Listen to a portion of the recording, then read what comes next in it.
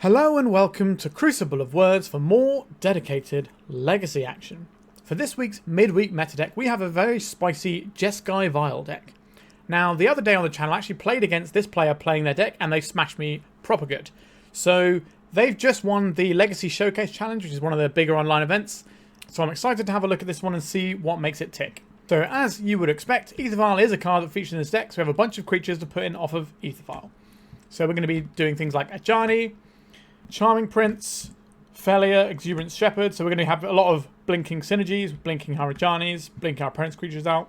Gilded Drake being the really cool one here. So this steals your opponent's creature and gives them a Gilded Drake. Then you blink it with a Phelia or a Charming Prince, and then it comes back under your control, and then you get to go for it again. So you can just do like a sort of soft lock against creatures quite nicely there. Have a Lavinia. This is obviously a tutor target to shut down decks that are trying to play big spells off of fewer lands, or trying to cast free spells. So that can counter both of those. We have the Recruiter of the Guard, which is another great thing to flicker that can find us all of our sweet little bits and pieces. Barrin, this is a way of bouncing a creature. We can bounce our own creature and then draw some cards. Draw a card even. Then we've got good old Broadside Bombardiers. So any of our creatures that aren't looking great get thrown as damage. This can just control the board quite nicely too. And if we've got our little locks generating card advantage here, that's really going to help. We have Magus of the Moon, a nice bullet to find that can lock out against certain decks. We've got Teferi, so we can stop our opponent from being able to interfere with what we're doing. This is quite a handy card here. A Witch Enchanter, which can also be a land, which is just a nice thing to bounce and deploying in some matchups. We've got the Venser, which we can bounce various things with. And we have Karakas in our deck as a 3-of, so we can loop the Venser and just keep a spell off the stack or a creature off the board. Force Solitude, obviously, is a great piece of removal that we can tutor for to go alongside our Swords to Plowshares. And then we have just some blue stuff. So we have 4 Force of Will, 2 Lórien Revealed, 4 Brainstorms. Now, my first inclination is that we don't have enough blue cards for Force of Will, given that we are a Yorion deck. So we've got, what, 19 blue cards, I think, here, which is kind of like the minimum I would play in a 60-card deck. So I'm a bit curious how that's going to pan out in an 80-card deck. We do have a lot of ability to draw. I do think, obviously, Force of Will is quite powerful. I think earlier this week we played Death and Taxes, the red build, on the channel. And we kind of got rolled over by a load of decks going underneath us, like combo-y type stuff that we couldn't really interact with. So Force of Will is just a good bit of universal interaction. In terms of our mana base, we are packing the full 4 Wastelands here. We've got ourselves a couple of Tundras, a Volk, a couple of Plateaus. We've got a decent spread of basics. We've got 2 snow-covered islands, 2 snow-covered plains. We don't need a red basic because what we're going to be doing is getting the Magus of the Moon, so all of our non-basics will be red at that point. We've got a Meticulous Archive and an Elegant Parlor to look for in Surveil land-wise, and we've got an Otawara to try and bounce some stuff and have a little bit of extra utility built into our lands.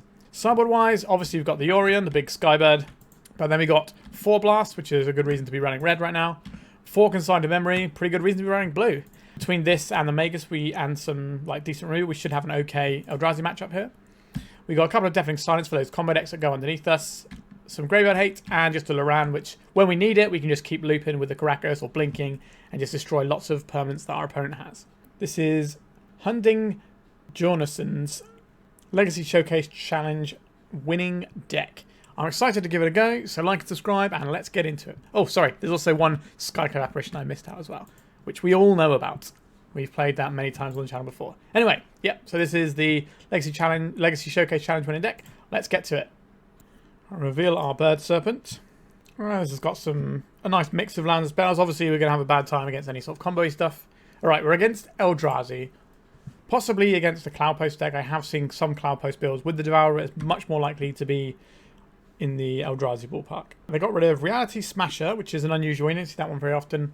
A Blast Zone and a Lotus Petal. There's a possibility that our opponent is just monocolored. Just monocolorless and not even green. Because I don't know where you fit in the Reality Smasher. Unless you're going colorless, so you don't get to play the new exciting, like, Soaring Spawn or Eldrazi Linebreaker. That sort of jam. Alright, we can just play a fetch land and pass here unless we draw something exciting. We did not draw anything too exciting, so we're just going to play our lands so we have access to Cyclone Lórien Revealed if that's the thing we need to do, or we can just plow their creature. We can just go and get the Elegant Parlor and Surveil if we're not too worried about our lands coming under attack from Wastelands. And I have Ugin, so our opponent has like Thought Not Seer levels of mana if they want. A Glaring Fleshraker. Given any opportunity to kill this, I will. Right, let's go letting the mana pass. I think we probably just want to get a basic here. Immediately stack this off. Card is pretty good. We don't have red mana yet. That's something we're going to have to work on later. But I think we just want to play on basics for now. Our whole hand is blue. We can go and get a Volk with this if we need to. So we just go get our basic island, deploy our Ajani, and then we get to be the first on the board. We do have Solitudes we can fire off too. In comes the little pussycat. We do have red permanents in our deck, so we can get some good value with this. If our opponent plays something really big, we get to Gilded Drake it away, and that's going to feel pretty gross. There is a wasteland that we have played around. Our Meticulous Archive doesn't play around it, unfortunately. Right, Ancient Tomb, putting some damage in for us. A Kozilek's command with X equals 3. Short, and they're just making some colourless friends. That is fine. Not particularly threatening. Right, we're going to go to attacks here. The Cat Warrior. I think what's going to happen here is our opponent's going to use this to play the Devourer of Destiny. And then we're going to steal it with the Gilded Drake, and then our opponent's going to be very sad. Play out this Meticulous Archive. Get a little bit of surveil action going. A Brainstorm. It's hard to turn down a Brainstorm, isn't it? And that is an above average draw, for sure. So the Devourer of Destiny is the biggest thing our opponent's probably got in their deck. They jam it here just to kill our cat token. That is a good time for us. Chalice of the Void, X equals 1. So we're probably going to cycle this Lórien Revealed rather than draw that Brainstorm now. 1, 2, 3, 4, 5, 6. So they can't cast a Devourer unless they've got a... Okay, so they've got Cradle now, so they can definitely cast a Devourer. 3, 4, 5, 6, 7. A Reality Smasher. Wastestanding us. I think we take the 5 here. Do we, or do we... We have to pitch 3 cards if we want to Solitude. That's so many cards. I think we just let this go, which is that annoys me. Why don't cycle this away? We go and get ourselves a Volcanic. Threaten the Magus of the Moon in the near future, if we can find one. A Wasteland. So we could Wasteland our opponent off of actual colourless mana, but then they still have their little spawns. We could take them off of the Cradle, which is the majority of their mana. Let's have 1, 2, 3, 4, 5, 6 mana here. I do want to get this Gilded Drake for a Devourer of Destiny. Can we get away with that? Like, the plan is to do that and then block the Smasher, but should we just be taking the Smasher and then getting rid of the Devourer? Does that help us, really? Maybe we're supposed to get rid of this, but 3 cards with so many cards. I'm going to take out the thing that lets them tutor, I think, here. Am I attacking? I think I am, because it's probably dying to the Devourer of Destiny next turn anyway. It's certainly possible. Maybe we have to Solitude pitching the Karakas. There's a Wasteland. Yep, so here is the Devourer of Destiny, as we suspected. We take 5 here. We can block with the Devourer next turn. Because I'm worried about the Gilded Drake doing damage to us as well, which is a weird place to be. We do have a Lórien we can reach for at some point, but we've got to wade through a bunch of Wastelands first. Maybe we're not supposed to take the 10 damage there, but our opponent's low on resource. They've only got 1 card in hand. Our creature does check them quite handily here. Then we can decide what we're doing with this Wasteland. We have several options, obviously, because all our opponent's lands are hittable, but let's just go and get a 6/6. So if I want to Wasteland our opponent here, I can take the land that gives them the most mana, and this will leave them with a land that hurts them. They probably only have the 1 Guy's Cradle in their deck, and we can Solitude if we need to. There's definitely a possibility that we have to Solitude this Gilded Drake, but I think I'll take another hit from it first. Just going to be the Gilded Drake that comes in this turn. We can take 1 hit from this, because if we find a blink effect, we can blink the Gilded Drake and then get back the Reality Smasher and then kill this. And that's like ridiculously good value. Maybe we're playing a little fast to lose our life total, but I don't mind it. Okay. Okay. We play this Bombardiers. We can swing. If our opponent double blocks here, they die, so they have to block here. And then we can also put in the Solitude and throw it. So we might have a line to win the game here. They're going for this double block, are they? Okay, so let's cast a Solitude. So we put the evoke trigger on the top this time, right? Actually, it doesn't matter which way around it goes. So we exile our own Bombardiers here, and then we fling this at our opponent and win the game. So this is 7 damage, and then the Devourer is the remaining damage. Our opponent's deck doesn't have removal that deals with the Devourer. There we go. Pretty cool line. And we were alright taking that damage in the end. So, Eldrazi, let's get these consigned to memories right in here for a start. The Lorana the Third Path is fine. It can blow up a Chalice, which could be jamming us up at some point, which is something to consider. What about the rest of what we've got going on here? I like the Aether Vial because our lands are going to be under duress from Wastelands. The Samwise to rebuy our own Wastelands is pretty good here. The Gilded Drake is an absolute all-star. The Lavinia isn't great because this is non-creature spells, so this will stop them casting a Kozilek's command, but that's about it. Do I want to be bouncing their creatures? Probably not. So we're probably looking at trimming something like a Venser as well. For bringing more blue cards in, our Force of Wills do get a touch better too. The Blink stuff is kind of the central part of what our deck does. Probably isn't a Teferi matchup either. So that's 4 for 4 relatively cleanly. If we want to play the Lórien, we probably play it over the Barrin. And that's probably fine by me. Because this can blow up a Chalice and unlock our Plows and things like that. Plow at least pitches to our Solitude, and Brainstorm does pitch to our Force of Will. So you've got to keep that in mind. Alright, let's go. A 1-lander with a Solitude and a Consign to Memory. Our opponent is keeping their hand. I don't think we can keep this. 2 lands because of the Witch Enchanter. I think we keep this. We get rid of one of these Aether Vials. It's not an amazing hand, but it plays. So we probably go and get a basic island and then deploy the Flooded Strand. Then deploy the Aether Vial. We can hold up Consign just to try and deal with something like a Flesh Raker here.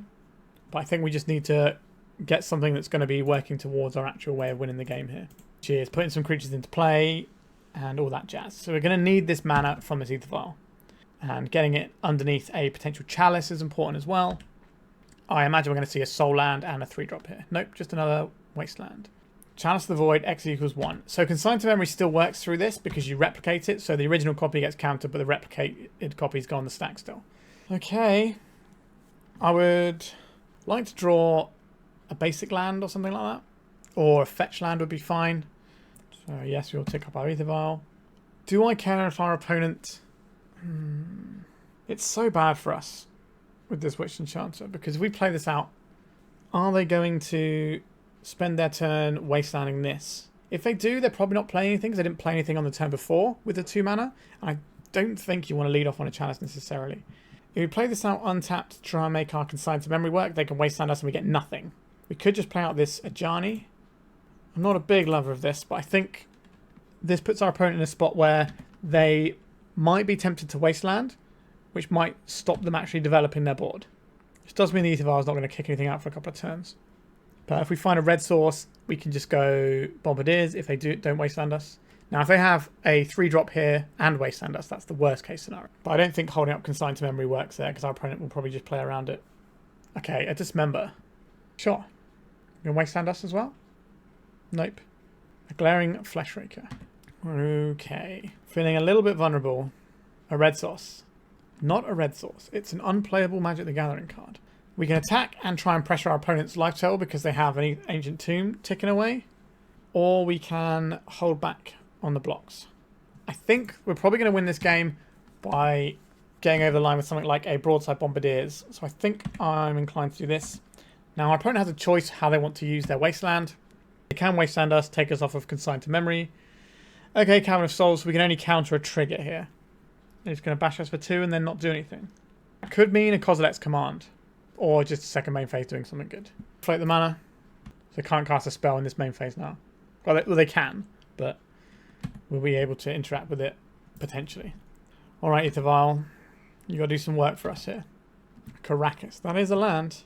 What am I doing with it? I think we're playing it out. We activate this Aether Vial. I think we put in the Broadside Bombardiers right now and just try and go for the damages. So our opponent tries to do any funny business. They're going to take some more damage here. And this means we might just be able to win. Okay, what we've got here. 8 Dismember. Sure, that's 5. That's a decent chunk of damage off our opponent there. And they're back to this situation again where they have to consider, are they going to be wastelanding us and halting their own development a little bit? Oh, they got more business. A Kozilek's command. They're going to get an Eldrazi spawn here. It's going to ping us for 1. But then we're going to cast with Replicate. So they counter the first one, but the Replicate copy will stop it.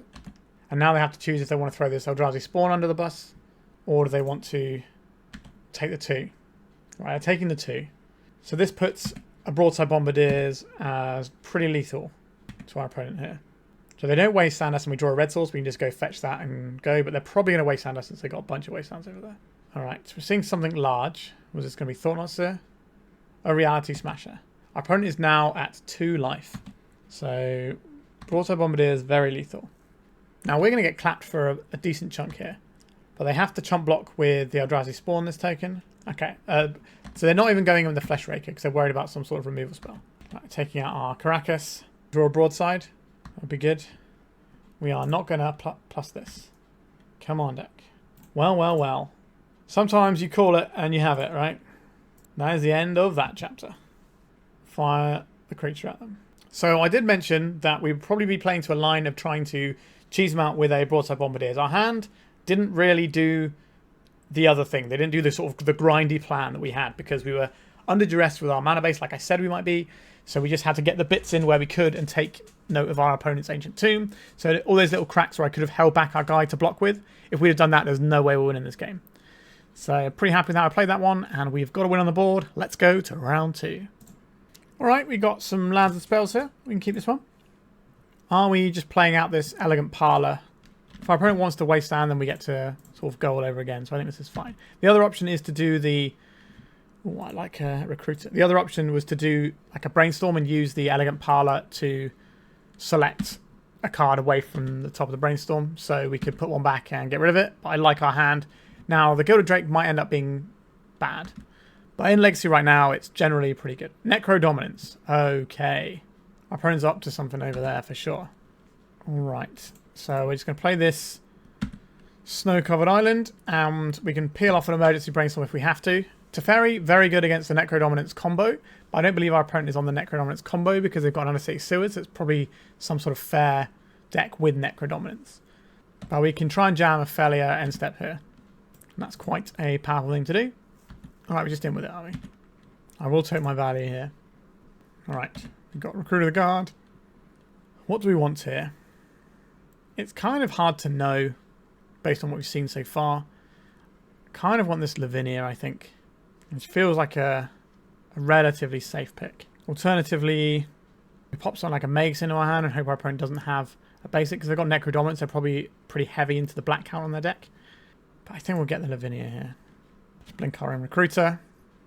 Disgusting value. Now we can get a Magus if our opponent fetches a non-basic. Okay, it fetched a basic. Now the end step, we can go get another thing. What are we looking for here? Wouldn't mind something with Flash, but...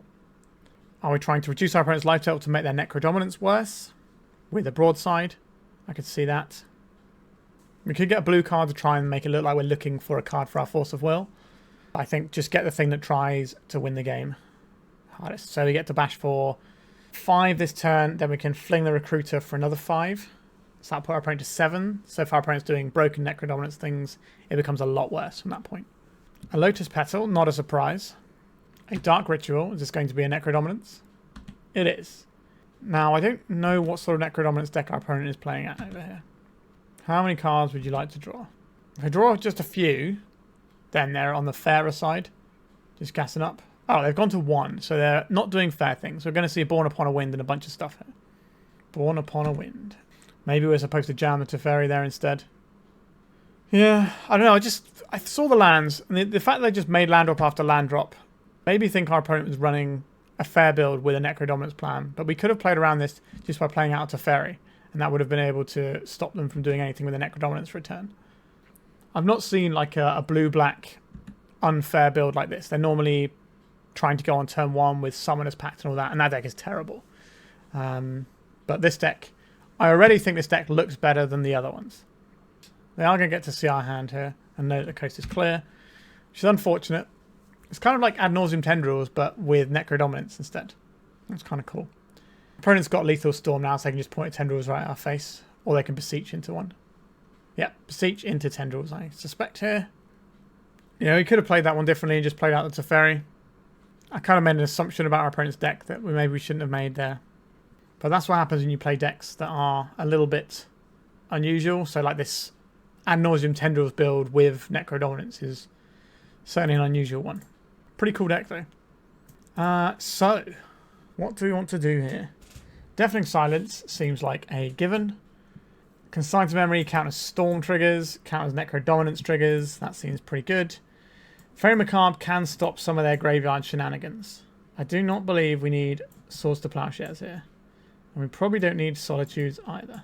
So that gives us some more slots if we want. Oh, we took a Brainstorm out by accident. That gives us a couple more slots. So we could have a Lórien just to blow up some like 0 mana that's like kicking around. That's fine. If we get an Aether Vial up big enough, this can blow up Necro Dominant, so I don't hate this. And then we're probably looking at something like a Pyroblast. I don't think it's going to be great here. I don't want to remove any of our blue spells. Is Aether Vial going to be quick enough to do stuff here? Oh, Gilded Drakes, they don't look very good here, do they? Okay, we just bundle in a load of these. I don't know how good these are going to be. Like, we've seen Born Upon a Wind. But what about, like, Jeskai Vials or something like that our opponent could have? Or Ponders and Brainstorms that we can just interact with on some level. I think we'll just have a Solitude back in. Because why not? And that's probably where we're at here. This hand doesn't really do anything against Storm combo. Our deck is not very good against Storm-style combo decks, which is an issue we have here. Okay, a Pyroblast, that's something. We do get to play the game here. So we're going to do some Phelia type stuff. Okay, that's quite a useful one to have. So we've got a Wasteland. If we find a red source, we can Pyroblast. Our opponent seems to be a little bit slower. I guess they have the ability to just go on turn 1. Actually, no, they probably don't, right? They probably need to have enough mana to do Born Upon a Wind because they're not running Spirit Guides. Okay, we'll play this out so we can drop pressure in the Phelia or we can consign to memory. So we've got double options available to us depending on what our opponent's up to. If they get a non-basic here, then we can punish that. I don't feel like I'm in a good spot though. We could have had that first game though. Alright, it's Phelia. If we drew a blue land, then we would have been able to deploy like a Charming Prince or something. Basic swamp over there. It's going to be a basic island. It is. Long goodbye. So maybe I don't really know what our opponent's deck is doing, which is a horrible place for us to be. Like, long goodbye is not the sort of card I was expecting to see. Maybe they've got that in because it can deal with Phelia, and they're just throwing off there because why not? Suspicious. Lórien of the Third Path. So I want to get a threat down, but if we get a threat down, we're shields down on the consign, and we could just lose the game. It's a horrible situation that we find ourselves in. They got another basic. They do not. We'll let them surveil, and then we'll waste this before they get to untap with it. Alright, opponent. Would love to draw a mana source. Not a mana source. We just have to keep holding this up. This does not favour us at all. But I think as soon as we go shields down with the Charming Prince, we lose. Underground Sea. A Lotus Petal. That is a colourless spell. A Necro Dominance. Okay, we have a line here. So the line is, we stop this trigger. We stop this trigger, draw a land, Lórien of the Third Path, our Necro Dominance. That is the plan here. Come on, untapped mana source. There it is. Now, if our opponent's got another Necro Dominance, then fair enough. But now we have a threat. We can start doing a little bit of pressure. If I play out any artifact mana, we can blink our guy and take it out. We found a line to interact. A Chain of Vapor. That's such a weird thing to play on that one. Not gonna sack a land. Because now we can replay it. Very peculiar. Well, let's waste down there, Underground Sea. We can further away from Necro Dominance. They didn't float any mana. And then we will Recruiter of the Guard. Go and get our Lavinia. So you've got that locked and loaded for next turn, and that's definitely a sort of thing that Long Goodbye would have been what they wanted to fire onto it. If they like Dark Ritual or Cabal Ritual into Necro Dominance this turn and kill us, then fair enough. Well, here goes Necro Dominance. There it is. Okay, that makes sense given the Chain of Vapor they did. How are they going to go off with just this little bit of mana they have there? Ah, it's just a little Necro Dominance. I see. Yeah, so they definitely need to have the Born Upon a Wind mana available to cast after the Necro Dominance. Their deck looks cool though. I wonder if they've got any other engines in their deck. I guess they've got Beseech and they probably have Guy as well. They got to discard a lot of cards. They know we have a Lórien of the Third Path and a Lavinia here. I think the Lavinia makes more sense because they might have sculpted a hand where they don't need the Necro Dominance to win, but they have to do it with 5 cards. So this makes the Pyroblast a lot better against their deck than I thought, because they probably can't do anything unless they cast their Born Upon a Wind after their Necro Dominance go. It's not like the turn 1 Necro Dominance deck where it just goes over the top of your Pyroblast and tries to go again. Okay, I think we're just attacking with our little friend here. With the Exile, Necro Dominance, bring a bunch of tutors. Yep, some scary things. Let's get the Lavinia down. Chain of Vapor on this is obviously annoying, but I would sacrifice a land to bounce their Necrodominance in that situation. So if they have to use other resources to get their Necrodominance down, it might be harder for them to combo afterwards. Playing a lot of turns this game. More than I was expecting. Alright, we've got a Cabal Ritual here. That's going to give them 5 mana. So there's a Necrodominance plus change. A Chrome Mox. So they can cast a Born Upon a Wind now, and then do the Necrodominance stuff. That's pretty good. What is that? Beseech. Yeah, that's to Beseech the Mirror. Does our opponent have a way to win at instant speed here? I don't believe they do, but I could be mistaken. How many cards do you like? Our clock is not exactly threatening right now, so our opponent can go a bit deep on this one. I'd love to draw a red mana source this turn, so you can play Lavinia holding up Pyroblast. They've gone to 6, so they got 7 cards. I don't think this is a turn where they're trying to go off. I think if they were trying to go off this turn and in the end step, they'd be going down to 1 life. So it's just clearly not a thing they can do with their deck. So they've got to exile 2 cards from their hand. Necrodominance can be a little bit awkward because it means all the cards go to your exile zone, which is awkward if your opponent can force you into some sort of Beseech line, so you can't do Gaia's Will type stuff. So if they get your life total low enough that you need to go off on lower resources, which is something like a Beseech chain can do. Alright, Born Upon a Wind and a Thoughtseize. That probably means they have what they require there. So the greedy play here is to cast a Brainstorm first and then play the Lavinia and just guarantee our land up. We maybe find a Force of Will here. If we miss on lands in our top 3 cards and we don't play out the Lavinia here, we do probably just lose the game. It's awkward. Well, we're definitely attacking for 1. That much I can say for sure. So they've gone through 2 Chain of Vapors and the thing that kills a creature. Long goodbye. Am I brainstorming here, or am I being a coward? We're very much odds on to hit a land. But what if we hit and enter the battlefield tap land or something? Okay, I think we just play the sensible thing here. They know this is coming, so this might not be good enough. A Brainstorm. Okay. They can Born Upon a Wind if they find a land, and then go to their end step, pay a little bit of life, and try and go off with what they have. We might have managed to thread the needle here, because they kind of need to get rid of our creature and Born Upon a Wind. They could Beseech getting rid of the Necrodominance, because that way their Beseech will go to the graveyard when it's finished resolving, and they can probably do something with that. Well, they got Dark Ritual and Cabal Ritual, and the Lotus Petal, and the Chain of Vapor. 2, 3, 4, 5. Might be difficult to get there, because they have to get rid of our Lavinia as well.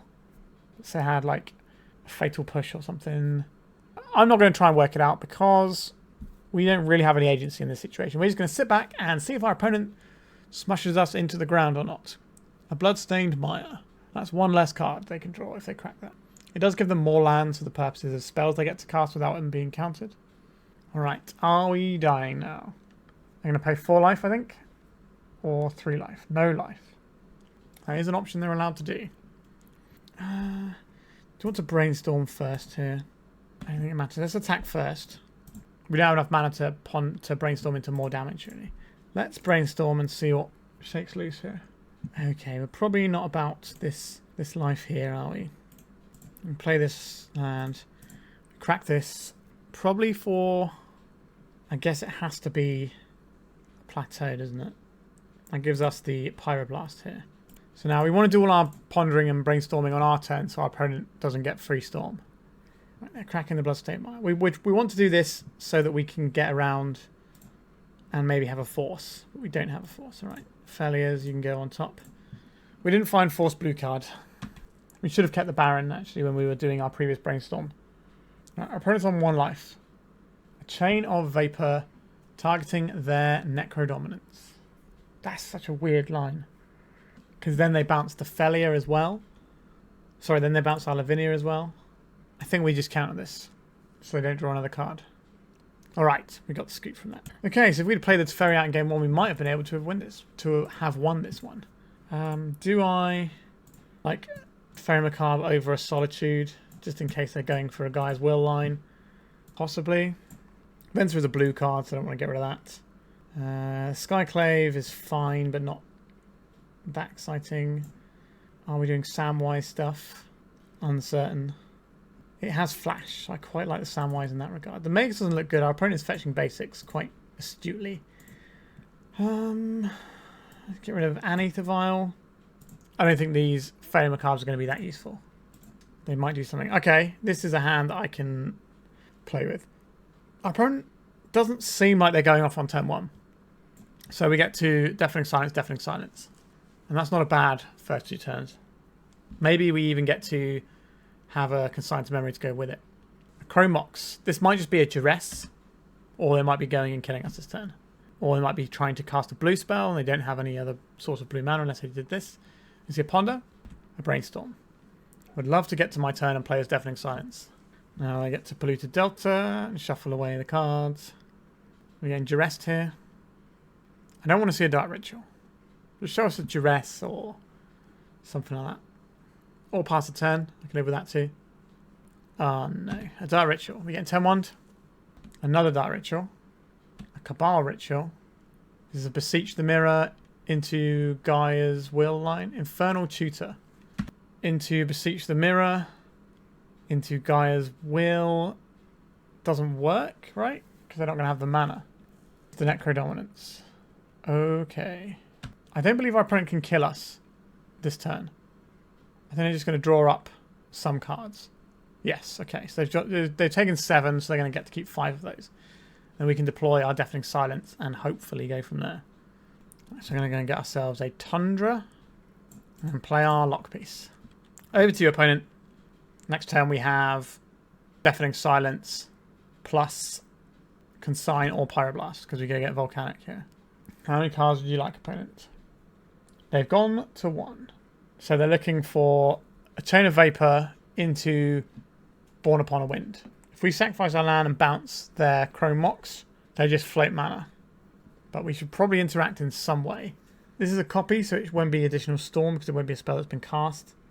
I think we bounce the Necrodominance here because this is just Beseech the Mirror fodder.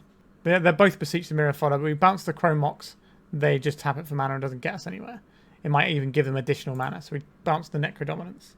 Bit of a weird play, but I guess they now float with the Chrome Mox, sacrifice a land, bounce their Chrome Mox. I don't think Storm is going to be the problem when they've got 14 cards in their grip.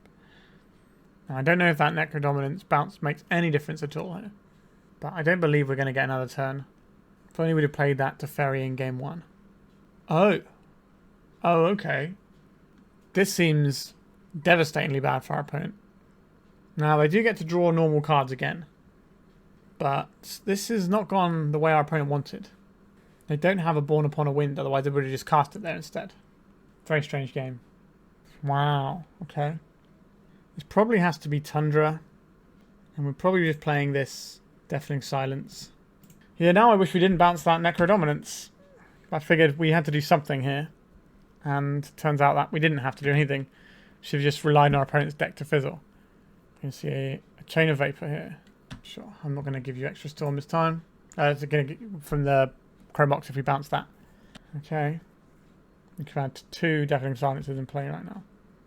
So the last card is going to be Beseech the Mirror or Inferno Tutor. To Beseech the Mirror.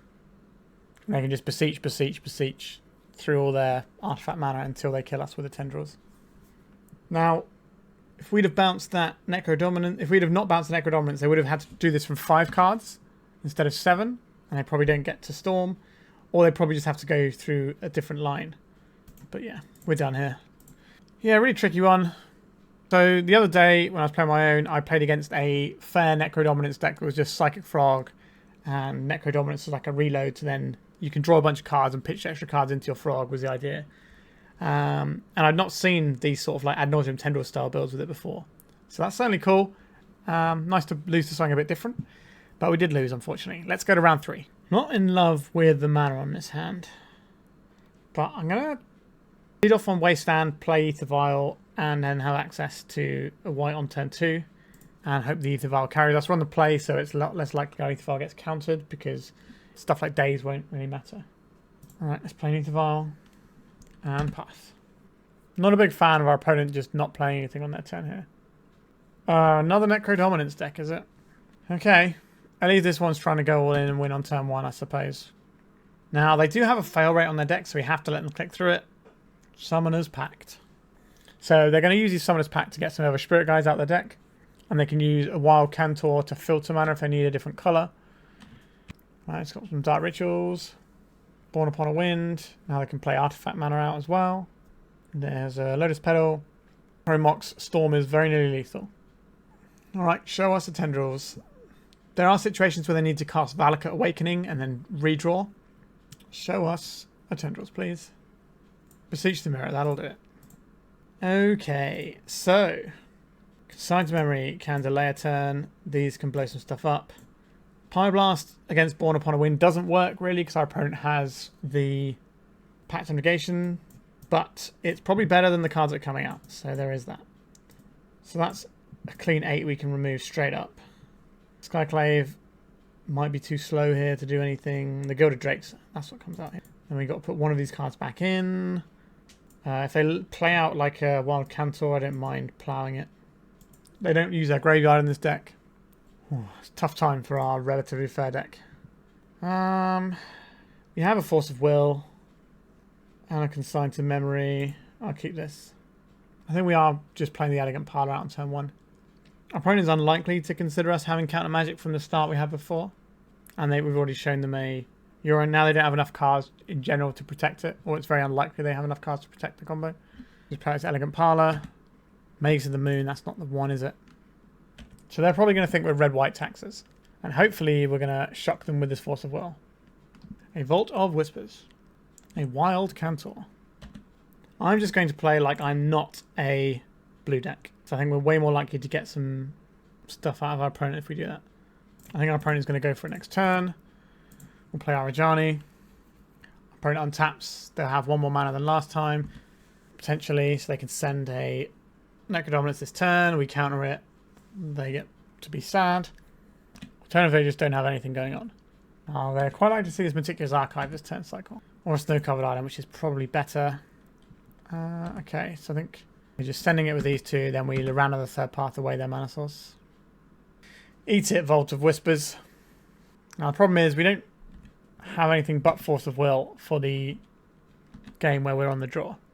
Summoner's Pact. Alright, our opponent's going for it now. That's also a win condition for us. Manamorphose. Sure. Gonna make black, have a Wild Cantor. I don't know if they're digging for the Necrodominance there, but opponent's got 2 cards in hand. We can still lose here if they've got a Pact of Negation. But they lose in their upkeep to the Summoner's Pact. We don't need to show them anything else really. They're not going to be able to stop their own Summoner's Pact trigger. Alright. That was something. I guess we just try and do it again. Hope for the best. Probably need to mulligan to Force of Will blue card. But we have, what, 19 blue cards? I guess.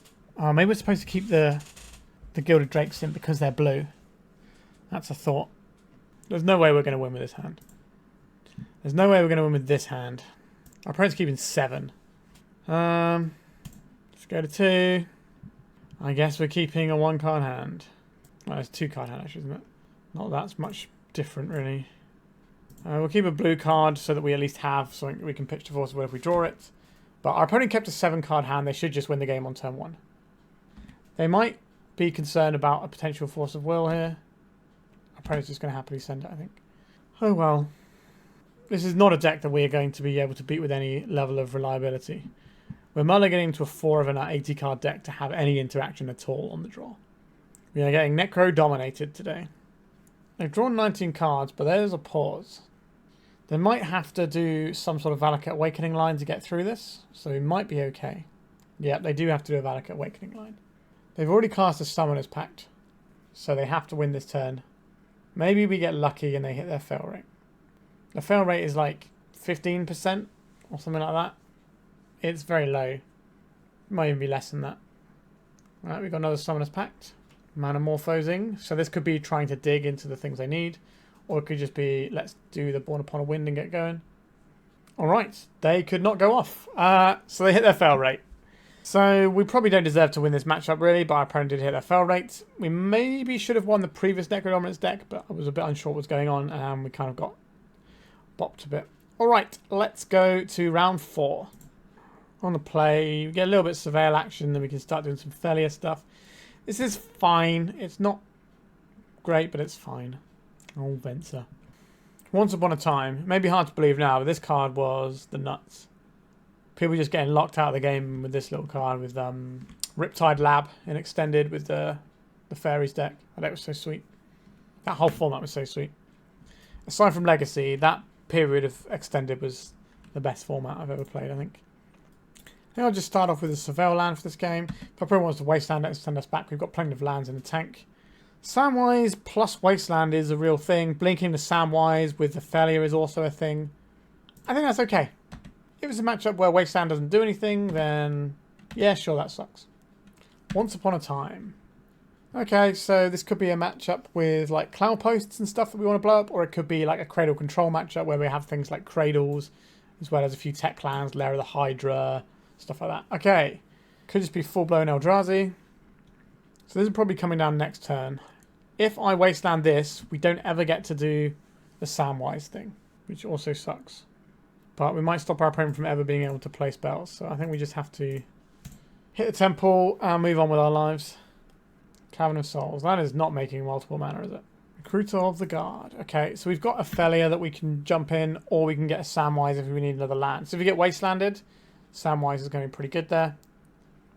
Otherwise, it's probably the Phelia. We can start getting some sweet, sweet value. Oh, this is not a lot of mana our opponent's got access to. Just a Chalice for one. Be my guest.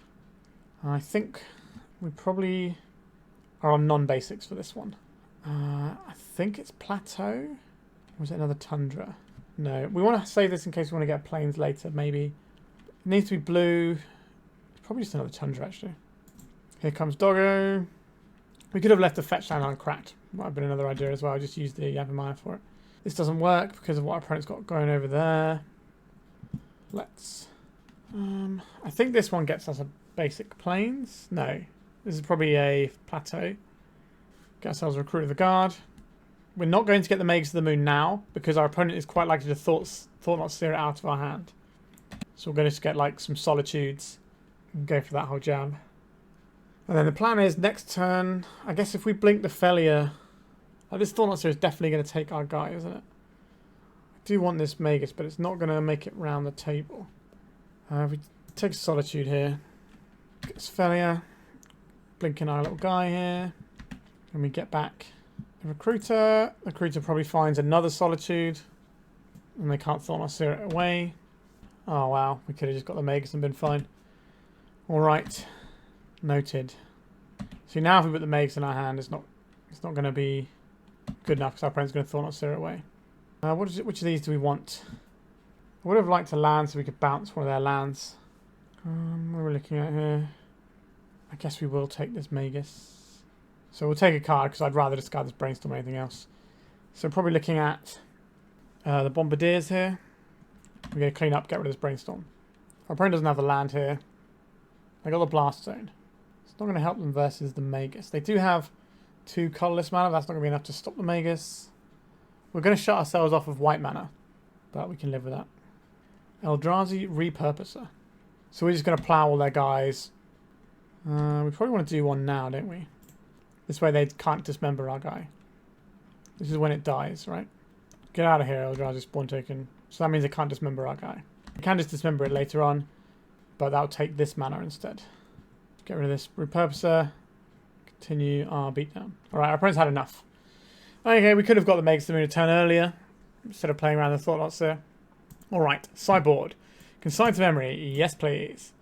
The Deafening Silence, sorry, not the Deafening Silence, the Lórien is pretty good here as well. They don't really want to be bouncing their guys. And what did we board last time? I like the Samwise loops here. Teferi doesn't seem very good. And then what is our one thing that we're changing the Lórien for? What did we change last time? Oh, it was the Lavinia, wasn't it? There you go. This means our Force of Wills are really bad, though. Are we supposed to just get rid of Force of Wills and keep this stuff in? 4, 5, 6, 7, 8, 9, 10, 11, 12, 13, 14, 15, 16, 17, 18. This is not enough blue cards. Not enough blue cards. But, like, what else are we doing? Bringing in these expensive 4-drops that we're never casting. Bringing this Teferi in. Doesn't seem great, does it? Bouncing their guys with all their cast and ETB triggers and all that jazz. Alright. I think we're going to go for it here and just hope for the best. Yes, please. These Gilded Drakes are some of the best cards in this matchup. We can play this game on basics and then just jam a plateau if we need the red mana. It seems fine to me. Devourer of Destiny. Wouldn't mind having one of those. Right, we get to see what our opponent doesn't want. And that can maybe inform us. Okay, so a Flesh Raker not getting taken. What would you take over a Flesh Raker? It's probably mana, right? I don't know what you take over a Flesh Raker, because that card is bananas. Sure, you can have a Chalice. We're not really about that life. Typical. I think we're just going to play this basic island out. That was an annoying Chalice to see, actually. Well, it wasn't so much a Chalice, it was the fact that we immediately drew an Aether Vial. A Waste? Okay, that will help our opponent out a little bit. A Glaring Flesh Raker. Is that worth Gilded Draking? I don't believe it is. But it can certainly pop off and do some scary things. I think I'm just going to get this Ajani in. And then try and take out their big creatures. And we know they've got a 6/6 in hand. We could definitely get punished here, though. But next turn, if we really need to, we can put Lórien into hand and have the Solitude. I thought not, sir. Okay. Maybe we're Gilded Drake and taking their Flesh Raker and making an Aether Vial. I wonder what they go for here. Because obviously, if we steal their Thought-Knot Seer enough and the Thought-Knot Seer dies, they get to draw the card, which is somewhat attractive for them. But they might just look at these Gilded Drakes and go, why are they doing this to me? Which is what I hope they're doing. They did take one of the Gilded Drakes. Not the one I wanted there. If I go land, Gilded Drake, take their Glaring Flesh Raker, play Aether Vial, it generates a spawn for next turn. That's not very good, truth be told. I don't really want to flip this into a Planeswalker yet either. Okay, I think we're just putting the Lórien into hand. It's probably going to end up being food for our Solitude here. Alright, we've got a Lotus Petal. So now they can cast the Glaring Flesh Raker if they wish. Okay, so we're probably losing our Ajani here. There it goes. Attack with the Thought-Knot Seer. We are just going to get rid of it now and get our card. Goodbye, little monster. Ooh, Swords to Plowshares. When we have this lovely Chalice of the Void. Not ideal. A Wasteland. That's a curious one, isn't it? Let's get this Gilded Drake in. I would very much like a 6/6 creature, please. If we can find any of our blink effects for this Gilded Drake, we're just going to go wild. Do I want to stop my opponent's Wasteland? Or do I want to stop their Ancient Tomb and just cut their mana production off in a big way? I think I want to make it risky for them to use their Wasteland. Alright, so if they use their Wasteland, they go down to very low mana resources. And if we can draw like a Charming Prince, that'd be pretty gross on this board because we just blink the Gilded Drake, take the Flesh Raker, and then we are the Eldrazi deck. Another Wasteland. You going to start firing these off? No. See, they're tapping them for mana. Thought-Knot Seer. Well, joke's on you because our hand is rubbish. Sure, you can take one of our bad cards. They probably take the Plow here. But secretly, it's the Aether Vial that's more likely to be useful because it's a colourless spell we can cast with the Flesh Raker that we might steal. The Devourer might have to be on block, sir. Oh, the Ran of the Third Path, though. That's a good one, isn't it? Because we can play Sword and Shield with that quite effectively. Although they'll just wasteland us so we don't get to keep reusing it. Right, let's blow up their Chalice.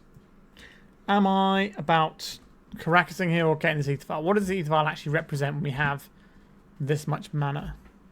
That's a good question. I don't think this game is going to go on long enough for this Aether Vial to matter.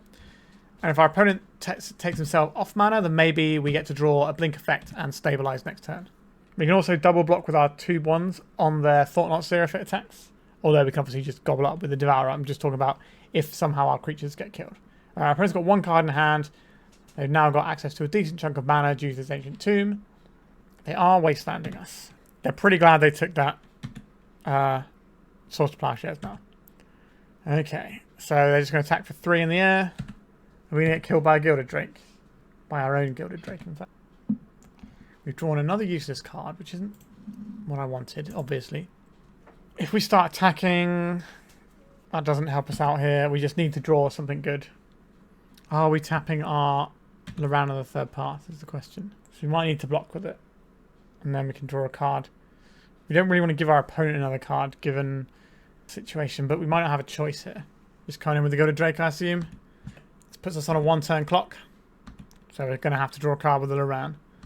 I'm not boarding in Pyroblast for my own Gilded Drakes, that's for sure. The top card of our library is a Phelia. That works. If the card is a Charming Prince, or the top 2 cards, either of those are Charming Prince, that works. Alright, let's draw some cards. Now, there's obviously the damage to the Flesh Raker that we have to worry about as well. That's certainly not ideal. A Solitude. Alright, that might get us where we need to go. But the problem is we're just gassing our opponent's hand up so this Flesh Raker can be lethal. A Glaring Flesh Raker. So this is going to be enough to kill us, isn't it? We found the counterspell. This puts us to 1. And then we draw for turn. Yeah, I don't know how we're winning this one. So we can Solitude this away, or we can Solitude away our own Devourer of Destiny. That buys us 6 life. Jeez. There's no good solutions. We could Solitude away their Thought-Knot Seer and hit Swords to Plowshares. That's probably our best line, isn't it? No, that doesn't work, right? Oh, I don't know. I think we're just dead here. Let's see if we can get a nice handy card here. Nope, we're going to die to our own Gilded Drake. Alright, I'm pretty happy with how we sideboarded. It's annoying that we lost to the things we did to, but there we go. Oh, Gilded Drake. You're supposed to be on our side. Well, actually, you're not. You're supposed to be on their side. But you're not supposed to be good enough to beat us. Feels like not having the Yorion to sort of block it can be a bit awkward. But we're on the play. I think we are okay into a matchup like this. We've got a lot of impressive tools. There is our Yorion. We have a counterspell. We have a Consigned Memory. We don't really get both here. Our mana base is quite fragile. And our hand is quite slow. What are we looking for that's better than this? Like a turn 1 Aether Vial is certainly handy in a situation like this. Some removal. I think we have to do something better than this. Yeah. Okay, this plays. We can play this, go and get our island. Got a Gilded Drake to steal all their best guys, and we can lose to our own Gilded Drake. Is it the Skyclave or the Recruiter? It's probably the Skyclave here because we don't know if we're going to have white-white. Is that true? This is definitely the more flexible tool and can go and get the Magus to just shut our opponent right down. So we can Force of Will and Consign. But that will cost us a Gilded Drake, which might end up just being better as a thing we get to take our opponent's creature with. Our opponent just played a Cavern of Souls. Not great for us. Let's Island Cycle. We get basic. Wouldn't mind seeing some more land just so we know we're covered. Okay. We have a lot of pitch spells we get to waste our hand casting. A Wastes. A Chalice. Could just consign that. That means that Swords to Plowshare still works for us down the line. Aether Vial, Brainstorm. Bunch of important stuff will work for us. Recruiter of the Guard. Let's go and get that Magus of the Moon. It's not going to be as good when they have the Wastes, but it's still going to shut off a lot of their things. It will turn our Force of Will back on. If they Thought-Knot Seer us, we have a lot of good stuff in hand as well. Because the Gilded Drake can be pretty brutal against them. Solitude, obviously, a premier removal spell. Not that we can cast it just yet, but if we get a little bit more land, then we can start firing hard cast Solitudes off. This could be a Thought-Knot Seer turn. There it is. It can't be countered, so I'm not going to pitch 2 cards to do nothing. You can take that Magus, I think. We can put Yorion into hand if we wish. They did take the Magus. We knew that was definitely a possibility. Consigned to Memory. That's pretty good. So is putting Yorion into hand. This only stops triggers. I think we just want the Yorion to hand. We have access to our Solitude. We've not really been doing any of our blinking shenanigans in this league. Which is a pity, because that's kind of what we're supposed to do. We've been playing against quite a lot of decks that the game is over before we get to set up our late game engine. In comes the Thought-Knot Seer, down goes our life total. If they play any more lands, it will cost them their City of Traitors, so it might leave them on this awkward amount of mana for a while. There's an uncountable Flesh Raker here. We are a Lotus Petal. Am I countering a Lotus Petal? I don't think we are. Another Lotus Petal, sure. It's getting us nice and low. So we could have Solituded this away, but I'm curious to see what the big thing they play is. Alright, they wastelanded us. That's sad. So by holding the Solitude for turn, we can draw something like Samwise and rebuy our Solitude. But hardcasting this doesn't feel realistic. Snow-covered plains, you say? So we could take one of their guys. Kind of want to take their Flesh Raker. I think we probably are just going to take out this Thought-Knot Seer now. We could have taken out last turn, but we didn't know if our opponent was going to jam more Thought-Knoters at us or whatever. See what we draw and see if that changes. We should have played our land out, actually. But alright, we drew. Not the most exciting thing. Do I want to just take their Fleshraker? We don't win that race, which is kind of scary, isn't it? I guess we hold up and try and consign to memory something good. Or hope they play something worth Gilded Draking. Maybe we are. Problem is, the Fleshraker is so good on their side of the board, it just chips us down for damage. But they're low on cards. If we just give them a 3/3 flyer, that probably just beats us. The Gilded Drake give us and take us away. Right, if our opponent's not making anything with a Fleshraker, that's not the end of the world for us. Yes, we take 2. A Waste-Scape Battle Mage that can't be countered. Do I want to counter this Eldrazi Scion? I don't think so. Yeah, we're going to get put to 10. Our opponent's going to have 4 powers worth of creatures, and we did nothing on the last turn cycle.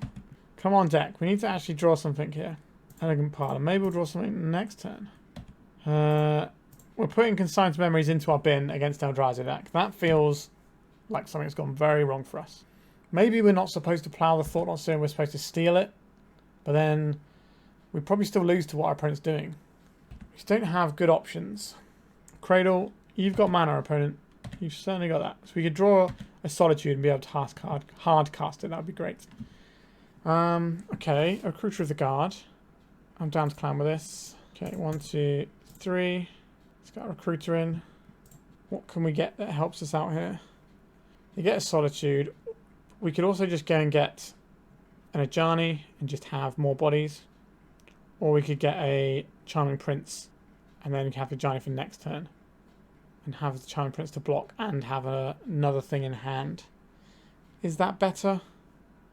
I think it's the Ajani here.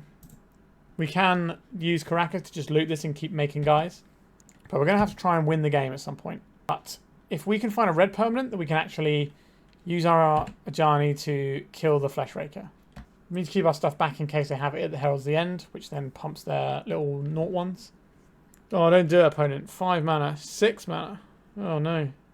7 mana. We're getting devoured. It's a Thought-Knot. Honestly, not so bad for us. We'll probably just take the Gilded Drake. It's the Fleshraker triggers that I'm more worried about here.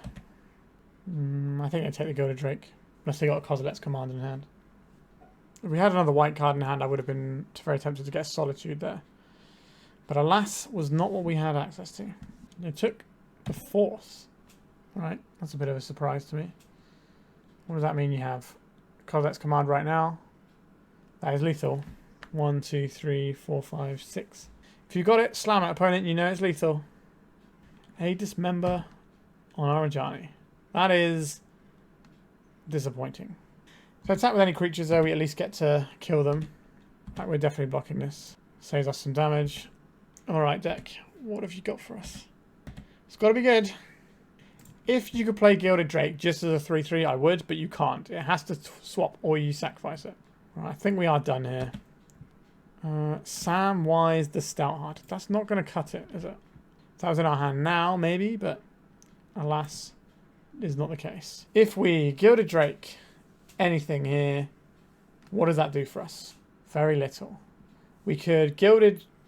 We don't have the mana to Gilded Drake. We can sign our own Gilded Drake triggers. We only got 1 blue. Just something I would be interested in doing, potentially. Okay. Our opponent's only got 4 minutes on their clock, but I'm pretty sure they're going to win before the 4 minutes runs out. Right, so we're getting attacked with both creatures, presumably. We have to block at least this one. I don't know if I want to take 2 here. Our opponent's got 1 card in hand. I think I will take the 2. It just makes Blink Effect actually do something for us. But I'm not feeling great. Come on, deck. Come on, deck. Like, we're not dead, but we don't feel very alive. So we play the Gilded Drake out, and then we consign to memory the trigger. He's got Kozilek's Command here. They do. Oh, dear. So now we don't get to do anything with the Gilded Drake here. If we swap this for any of their creatures, we lose.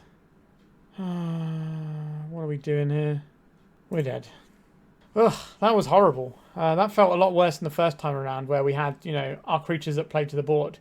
We just kind of got stuck with doing Gilded Drake and not being able to beat our own Gilded Drakes and then put ourselves in a horrible spot because of it. Maybe we're supposed to be just taking their 4/4s and bashing. Perhaps that's what we're supposed to be doing, and maybe if we play against it in the last round, I'll try that. So, we are 4 rounds in, we are 2 and 2, so we split the difference so far. Let's see if we can put a positive on the board. An Aether Vial doesn't go anywhere, and that's kind of it. I don't think we want to keep this hand. That's better to me. We're getting rid of probably second Aether Vial. We have these Brainstorms and no blue card, so let's do that. If we can get 2 Aether Vials, then we can be pretty good against Wasteland. Swamp, pass. Okay. Let's hope Aether Vials are good. No Entomb yet from our opponent, that's reassuring. A Vampire Hexmage. You got it. Alright, our opponent might be on mono black depths. Pretty cool. So we have a Karakas, which certainly helps here. Another Aether Vial. Play Karakas. That covers us from dark depths at least. Another Swamp. Black, black, black. No. Black, black. Painter's Servant. Is that where I'm countering spells? It's an odd one. I guess we let the Servant go. That is an odd one. I wonder what I'm missing here. Well, they didn't attack into our Aether Vial. Very curious. We're obviously going to up both of our vials here. A Lórien Revealed. Cycle this. We're going to get Dark Ritual Opposition Agented? No. Okay, I think we just want a Tundra here. Play a Tundra. Scare Aether Vial. I wonder why they're named Black. A Painter's Servant named in Black. Okay. They didn't attack last turn, but they're going to attack this turn. Right, we're putting counters on all of these. A Solitude. Not too shabby. Let's put in our Recruiter of the Guard. Let's go and get ourselves... I think I want a Charming Prince. Fire in this Charming Prince. Blink this Recruiter. We're going to get a Phelia that we can put in via the Aether Vial. Destroy target non-artifact creature. They could have done that in response. That's why I go for the throat. They could have done that in response to our targeting. Which would have been better. Let's get this Phelia, I think. Or we could get the Samwise here. Put in the Samwise. And get back our guy. That sounds pretty good. Removing counters from the other one. Bit of a weird choice there. Let's get back our Charming Prince. This gives us a white card in hand. Okay. So we can block with the Samwise and bounce the Samwise and just get into that whole nonsense loop. Exsanguinated Cavalry. I don't think I care about that. Block here. Bounce the Samwise. The long goodbye. Sure. So our opponent's now hellbent and we've got a grip full of stuff. We should be alright here. This feels like our sort of pace, this matchup. Alright, we're going to put counters on all of these. Then we'll have 1, 2, and 3 across the board. And then we don't have to work out which one is which just yet when we're stacking the triggers. Snow-covered plains. I will take this snow-covered plains. No cards in hand. Put this Charming Prince. Excellent Recruiter. And I think we'll put this Yorion into hand. You thought I was going to forget about the Yorion. But... So we could be doing Brainstorm things. We already have a blue card for Brainstorm. Yes, let's search for the Recruiter. Got any good 3-drops here? We could go and get a Skyclave Apparition. That seems pretty good here. Take out the one thing our opponent's got going on. And then next turn we can just blink everything with a Yorion if we draw a land. A Nile Spellbomb. That doesn't do anything here. Attacking isn't great for our opponent here, but they're going for it.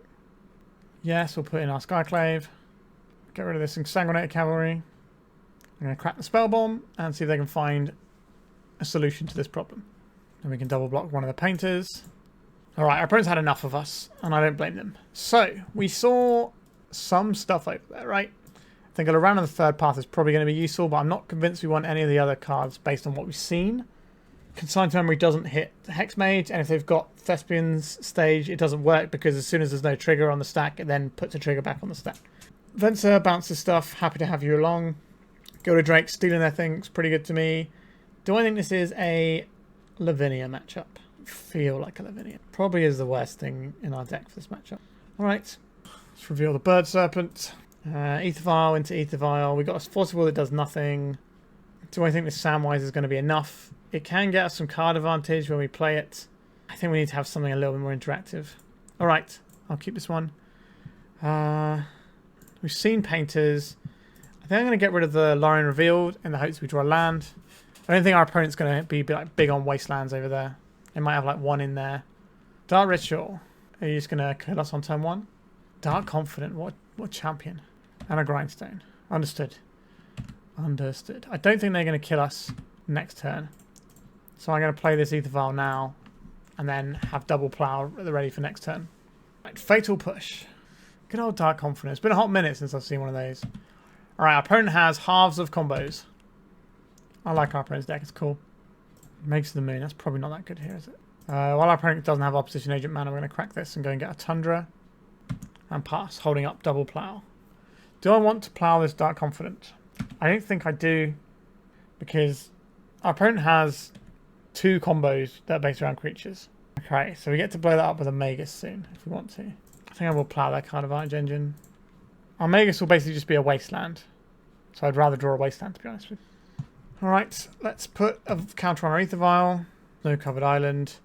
If I play this Magus of the Moon, it takes us out. They're probably not going to be able to Paint a Servant. I'm kind of hoping that they kill our Magus so that we get our white mana back. I have to do it now because that now is the time they have Revolt. Shoulder's Edict. So I don't want to use our Magus as a combo piece. Because what you can do is you can play the Dark Depths while the Magus is out and then kill the Magus. And that's pretty good. So it just gets you a 20/20 without having to get rid of your Hexmage. An Urborg from our opponent.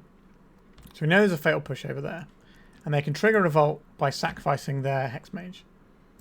I don't believe they can put the Dark Depths in right now. So I'm going to cycle this. If we have an Oppo agent, we can plow it if we have to. I think we're just going to get another Tundra and play this. Do I want to Bombardiers here, or do I just want to... I think I'm just going to hold up the Lórien of the third path. So the reason we do all that there is so our opponent has less draws to opposition agent. And we can actually make our land drop. Yep, Vampire Hexmage, you can hit us for a little bit of damage, that's fine. Alright, let's activate this. You're going to sacrifice your guy. Remove the counters. Goodbye, Grindstone. You're going to grind us on the way out. You're going to grind yourself. Shoot the Sheriff. Okay. I think we're supposed to put the Lórien to hand last turn. We're going to say no to this trigger this time, I think. Recruiter of the Guard. They've been firing off removal spells. Oh, no, we need to leave our kind of white here, don't we? They've been firing off removal spells pretty willy-nilly over there. So maybe they'll try and remove our Recruiter. Dark Ritual over the top here. What's going on? The Long Goodbye. They just don't want us to have creatures. But they're trading 1 for 1, and we're not operating in that basis. So we know they've got Fatal Push in hand. Alright. So yes to this. I think we're just going to go and get another Recruiter. I think that's actually the play here. And then we can start doing Lórien stuff. Our opponents spent all their resources. They don't have either half of their combo anymore. And we are ahead in cards. Pithy Needle. Goodbye. Aether Vial. Sure. We'll still put the counters on because there's a possibility that this gets removed. Ajani. Do I like Ajani more than I like Recruiter? No, I don't think so. What do I want here? Something that's going to be good with flickering stuff. So it's probably going to be Charming Prince. Could go and get a Witch Enchanter if I am so inclined. Or we could just stack more Recruiters so that when our Lórien comes down, we have a good time. I think I'm just going to get the Charming Prince. So that gives us the ability to multi-spell next turn. And we can just set up the Lórien loop where we just keep blinking everything in and out. And Urza's Saga, you say? That is a real win condition. Okay, so I'll play out this Ajani, I think. I'll put Lórien to hand. Then I will attack for 1 and we can flash in a Prince for whatever we require. We are shields down on Swords to Plowshares, but I don't think our opponent's going to be able to kill us this turn with anything. Right, so probably just on the Saga train. Alright, our opponent's had enough because we're about to blink all of our guys. And that is the end of the league, and we finished with a 3-2. Not too bad. The deck performed alright. Let's have a quick chat about it. So the 2 rounds we lost were 2 fast combo decks. One of them was Necrodominance, like the classic turn 1 Necrodominance, and we just had nothing for that matchup. Like maybe we get our Force of Will off, but we're an 80 card deck with 4 cards that matter if we're on the draw. So that's just not a winnable matchup, I wouldn't say. Now, oh no, sorry, we won that matchup, didn't we? Because they hit their fail rate. What am I talking about? Yes, we beat that one because they hit their fail rate. That's how we get there. And then the Eldrazi matchup, I think we played it twice and we beat it once in a very close game. And then the second time we got run over pretty hard and we just couldn't really line our bits and pieces up. So how do I feel about this? Oh, sorry, the other one we lost against was a Necrodominance deck, but it was like Ad Nauseam Tendril style Necrodominance, and I just misplayed against it in game 1 because I didn't quite know what our opponent was up to, and maybe we could have played a bit safer with playing the Teferi out and that might have made quite a big difference. Instead, we kind of got a bit buried there. So I definitely do things differently there. The only deck I've seen in the past 2 weeks that had a bunch of blue-black lands like that and Necrodominance was a fair Necrodominance deck. So I played a line that was better into that sort of thing, and I was horribly punished. And that's Magic, and that's fine. So as for this list, the other day on the channel we had a Death and Taxes deck, the sort of the red one, and that deck had similar problems where it was just getting buried underneath what your opponents were doing. If they're going sort of a bit faster than you, because we are a deck that's got a really good late game. The problem is we don't always have the tools to get to the late game and leverage our ability to do late game stuff, or we have to use all of our tools into like pitch spells so that we can't actually have that much for the late game. And if our opponent's just got, you know, creatures that have been printed in the last 2 years of Magic, then they're going to be really good and it's going to be difficult. So this build alleviates that slightly by having the Force of Wills, so we can have a little bit more interaction with some people. But the Force of Wills are difficult to cast in this deck, for sure. Now, Gilded Drake, in the matchups where it's bad, the Force of Will is going to be good. So at least in game one, you've got a relatively easy thing to pitch. The problem is you're probably boarding out the Gilded Drakes in that matchup, which makes your Force of Wills even harder to cast, which is another problem. We didn't really have enough red permanents to do Ajani stuff. We are quite light on the red permanents, and I don't think Ajani is very good unless you're flipping it and getting the damage off of it. I think it's fine as a thing that can pump out cats, and you can win games off of that, sure, but it doesn't stack up that well a lot of the time, in my opinion. And I think you really need to be able to leverage the other side of it. So, you know, if you go this into Bombardiers and you're laughing. So maybe this deck wants to lean heavier red and have some Imperial Recruiters. Imperial Recruiter can't find Solitude, which is... I think that's the one thing... Yeah, I think that's the one creature in this deck that the other Recruiter can't find, but this one can. Because this is toughness and the other one is power, and it's a 3/2 creature. So having Imperial Recruiter would help you with your red count to make Ajani better, but then you'd have less white cards for Solitude, but you have quite a lot of white cards anyway, so that's probably fine. I don't think what we're doing fair-wise stacks up to a deck like Eldrazi. We need to have our big haymakers like Magus of the Moon to do it. And when we had that, it was great. When we didn't, then what are we doing, right? And our Gilded Drake was very much a poison chalice for us. Sometimes it was great, and sometimes it was not. And if that was just another removal spell, it would feel better a lot of the time. The fact is, we don't have ways of contesting a Gilded Drake. If we had some Flicker Wisps as well, then we could maybe contest it that way. But we have to be able to, like, give them the Gilded Drake and then bounce our Gilded Drake or flicker our Gilded Drake. And we're an 80-card deck, and we just didn't get the opportunity to do that. You know, we needed to have, like, Venser, Barrin, Phelia, or Charming Prince. And the Phelia has to attack as well. So, you know, Teferi also does it as well and goes with the Gilded Drake. But if we're boarding out Teferis because they're bad, then the Gilded Drakes get worse, and then you're just in this weird, awkward situation. Maybe we're supposed to leave in our Teferis just for that situation, but Teferi doesn't feel great into Eldrazi.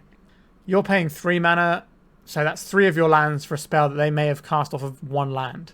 Right? They might just tap 1 land to cast their big spell or whatever. It doesn't feel like where I want to be. I do like the synergy with the Gilded Drake, though.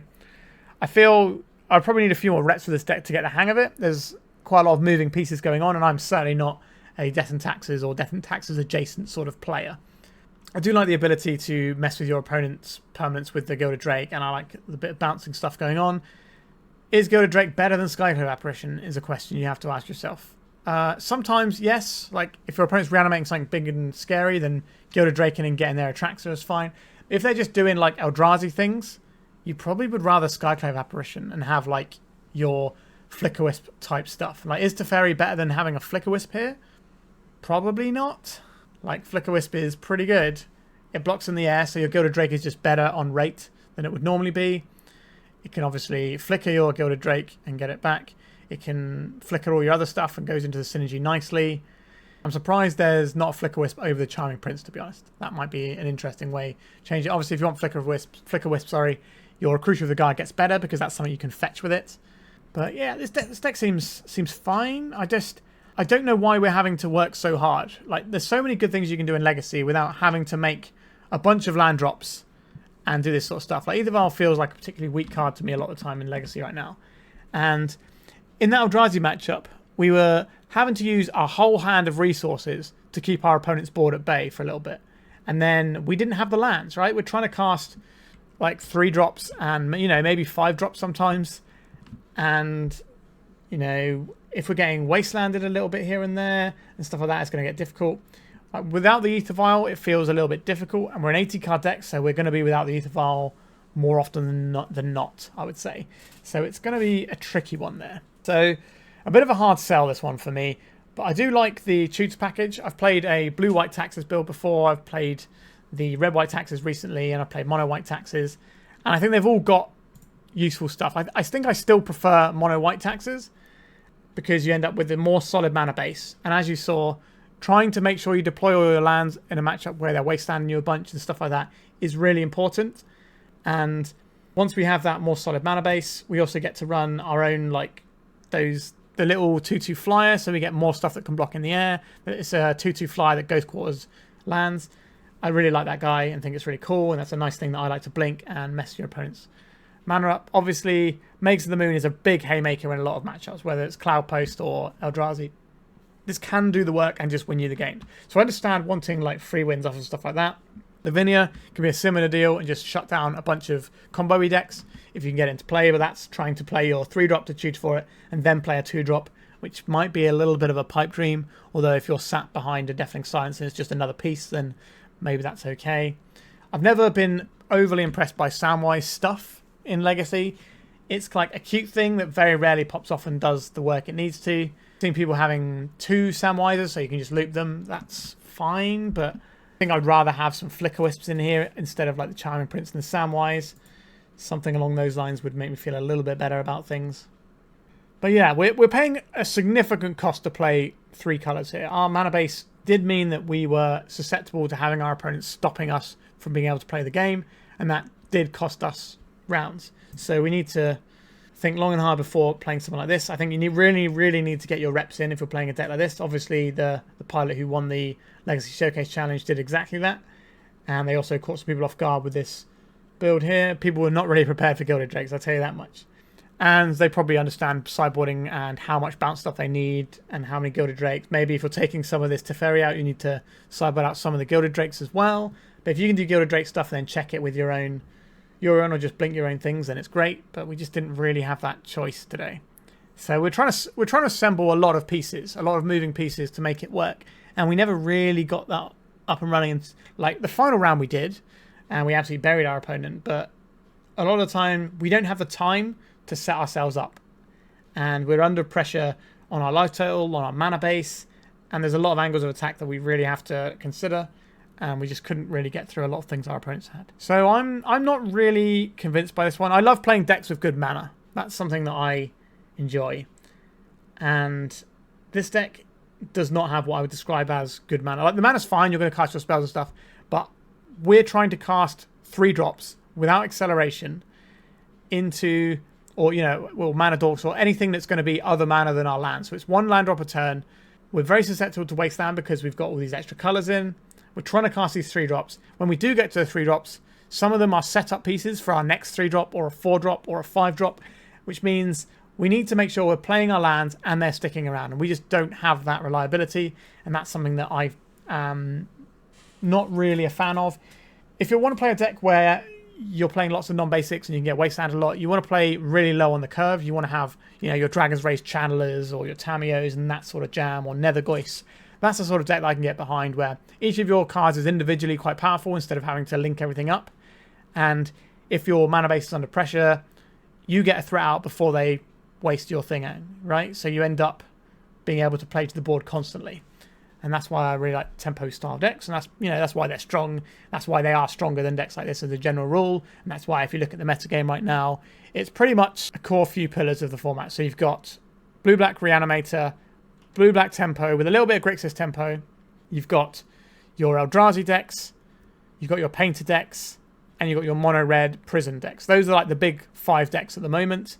And I'm not really a fan of where this fits into that. Like, this is probably pretty good against the blue-black tempo decks. That's the sort of thing where our like constant advantage is going to work for us. But when our opponent's playing something like Eldrazi and their creatures are just a little bit too big, that becomes a little bit scary to me. So this one is not for me, but if you're a Death and Taxes player and want to give it a jam, like clearly it's good because it managed to take down a very competitive event. I'm not convinced by it, and I think it might be a case of the pilot running hot and knowing the deck and playing well. You know, a lot of things have to come together to win a big tournament, and they obviously did here, but it's not something that I would want to take to a big tournament. All right, I hope you enjoyed this one. I don't play these sorts of decks very often. You've got 2 in 1 week, so why not enjoy that? All right, thank you so much for watching. Please remember to like and subscribe, and goodbye. If you'd like to support me in the channel, please check out my Patreon. It has a free guide to budget turbo depths, as well as 3 tiers of support. A low-cost one that enters you into my monthly raffle for a free donation deck on the channel, a mid-tier subscription that gives you access to my detailed turbo depths guide that is updated every month, as well as regular articles, and lastly, the higher tier gives you all of the above, as well as a monthly donation deck for my channel. If you're interested in supporting the channel this way, please check out the link in the description.